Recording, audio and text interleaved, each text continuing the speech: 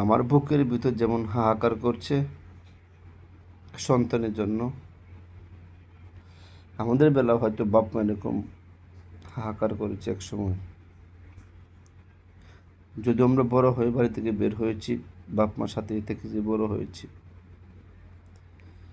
কিন্তু আমার মাসুম বাচ্চা বয়স মাত্র 6 বছর, আব্দুল্লাহ আল আবিদ, সে নাজারা পড়ছে। গতকাল থেকে সে মাদ্রাসায় একা থাকা শুরু করেছে অন্যান্য বন্ধুদের সাথে।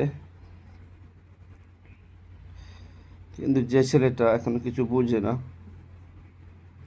হুজুরা বলছে থাকতে পারবে। আগে তার মা তিনবেলা খাবার দিয়ে আসতো এবং নিয়ে আসতো, খাবার মুখে তুলে দিত এবং গোসল করাতো। গতকাল থেকে নাকি সে একা থাকতেছে। তার মা কান্না করে আমার কাছে বলেছে খারাপ লাগছে। আমার খুব খারাপ লাগছে।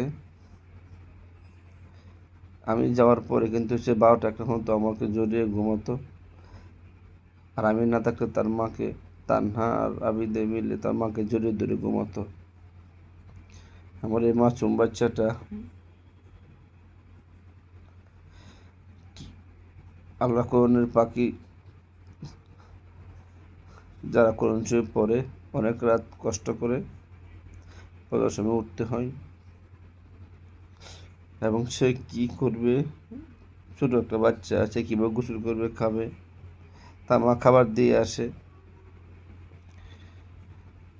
আসলে বুকের ভিতরে কেমন যা লাগছে আমি বলে বোঝাতে পারবো না।